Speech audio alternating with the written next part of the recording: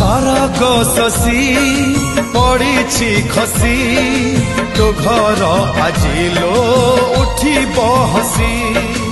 आड़प मंडप चमकी गलालो आड़प मंडप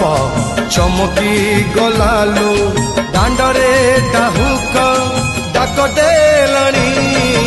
गुंडीचारणी लो गुंडीचारणी चाहिदे आड़े पाट ओढ़णी